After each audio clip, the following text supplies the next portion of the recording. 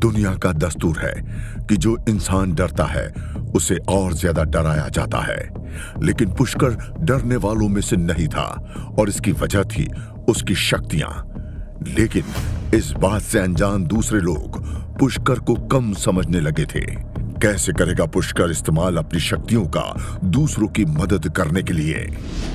दरवाजे के बाहर से एक आदमी की आवाज आ रही थी। दिवाकर जी, क्या मैंने आपको पहले नहीं बताया था कि अब आपको मेरे साथ खाना खाने के लिए आने की जरूरत नहीं है? अंकिता, तुम्हें मेरे साथ खाना खाना पड़ेगा। मैं तुम्हारा इंतजार करूंगा। अंकिता घबरा गई और पुष्कर की बाह पकड़ ली। ये क्या चल रहा है? दिवाकर की आंखें तेजी से चमकी और उसने उन दोनों को अलग करने के लिए अपने हाथ जोर से बढ़ाए। इससे पहले कि दिवाकर और कुछ करे, पुष्कर ने आगे बढ़कर दिवाकर का हाथ पकड़ लिया। तेरी बहुत हिम्मत बढ़ गई है, हाथ छोड़, यहां से चले जाओ। पुष्कर ने हल्के से धक्का दिया और दिवाकर कुछ कदम पीछे हटते हुए जमीन पर गिर गया। दिवाकर जल्दी से जमीन से उठ खड़ा हुआ। I will be back. Diwakar ने पुष्कर को घूर कर देखा, पीछे मुड़ा और चला गया।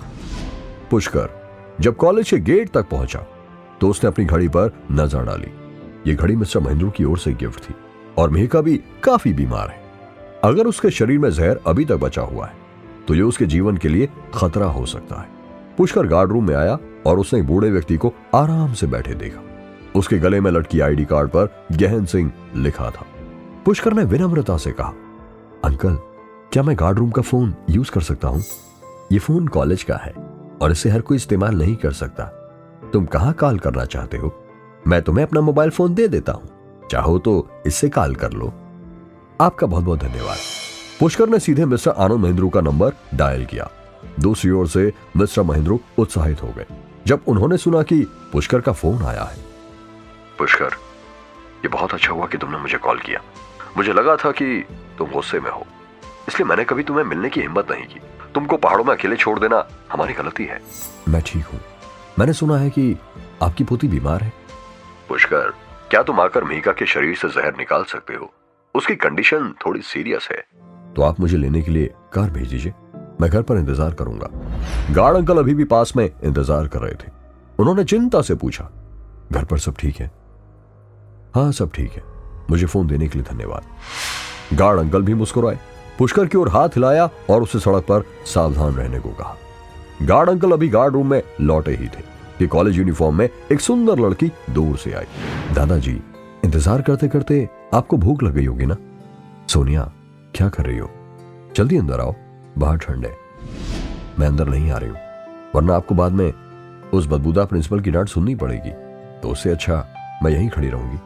वो तो कब का वापस जा चुका है। जल्दी अंदर आओ। सोनिया बहुत अच्छे मूड में थी।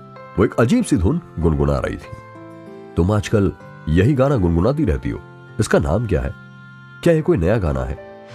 ये नया गाना नहीं है, इसे हमारे कॉलेज के एक सीनियर ने गाया था। उसने एक पत्ते को मुंह में रखकर उसे बजा के ऐसी धुन निकाली थी। मैं उसके ठीक बगल में उसके लिए माइक्रोफोन पकड़े हुए थी। ये बोलते ही उसने अचानक अपना गुलाबी पर्स निकाला जिसमें टूटा हुआ पत्ता था। जैसे ही उसने पत्ता देखा, उसके नाजुक सफेद चेहरे पर एक प्यारी सी मुस्कान फैल गई। ओह दादाजी, आपने अभी तक खाना नहीं खाया? मैं आज जल्दी ही लाइन में लग गई थी और आज तो आपकी पसंद के आइटम्स भी हैं। जल्दी खाओ। आप अभी भी क्या लिख रहे हैं? ओह, वो एक लड़के ने अभी फोन किया। मैं कॉल का समय रिकॉर्ड करना चाहता हूं। ये फोन कंपनी वाले आजकल मनमाने ढंग से पैसे काटते हैं। दादाजी, आपने दोबारा कॉल करने के लिए अपना फोन किसी और को दे दिया। पिछली बार जब एक आदमी ने कॉल किया था तो कॉल 2 घंटे से अधिक समय तक चली थी। क्या आपको याद नहीं है कि आपके कितने पैसे लग गए थे? अरे ये कोई नुकसान सहना थोड़ी है पगली। और वैसे भी मुझे नहीं लगता कि पुष्कर उस तरह का लड़का है। उसने केवल 1 मिनट के लिए फोन कॉल किया था। नुकसान नहीं है तो और क्या है? आपको हर दिन ओवरटाइम करना पड़ता है। क्या होगा अगर... वैसे दादाजी, आपने अभी किसके बारे में बात की? उधर जब पुष्कर मिस्टर महेंद्रू के घर पहुंचा तो मिस्टर आनंद महेंद्रू पहले से दरवाजे पर उसका इंतजार कर रहे थे। पुष्कर जी, आप आ गए। मिस्टर आनंद महेंद्रू पुष्कर को देखते ही उसके पास ऐसे दौड़े जैसे उन्होंने कोई तपस्वी साधु देख लिया हो। मेघा कहाँ है? Please come. दरवाजा खोलकर देखा तो यह शास्त्रीय साहित्य और कला से भरा कमरा है। उनमें से ज्यादातर अलग अलग संगीत इक्विपमेंट है। मेघा इस समय बिस्तर पर लेटी हुई थी। वो कुछ बोलने या सुनने की स्थिति में नहीं थी। उसका चेहरा पीला पड़ गया था। क्या ये इतने समय से बेहोश है? जी हां, क्या मेघा को कोई खतरनाक जहर दिया गया है? यदि आप मुझ पर विश्वास करते हैं तो मैं इसे ठीक कर दूंगा। चिंता मत करो पुष्कर, मुझे तुम पर पूरा भरोसा है। ठीक है, फिर आप सभी बाहर निकल जाएं। जब मैं इलाज कर रहा हूं तो किसी को भी अंदर आने की इजाजत नहीं है। आपको मुझसे वादा करना होगा। पुष्कर दोबारा वो सब नहीं झेलना चाहता था। जरूर। पुष्कर ने मिस्टर महेंद्रू और अन्य लोगों को बाहर जाते देखा। उसने गहरी सांस छोड़ी और मेघा के पास चला गया जो आधी बेहोश थी। क्या पुष्कर बचा पाएगा मिहिका की जान?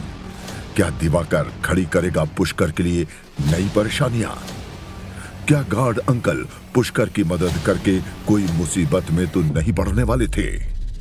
इन सभी सवालों के जवाब जानने के लिए देखिए अगला एपिसोड सिर्फ पॉकेट एफएम के यूट्यूब चैनल पर, और फूंकार के सारे एपिसोड को सुनने के लिए डिस्क्रिप्शन में दिए गए लिंक से डाउनलोड कीजिए पॉकेट एफएम ऐप।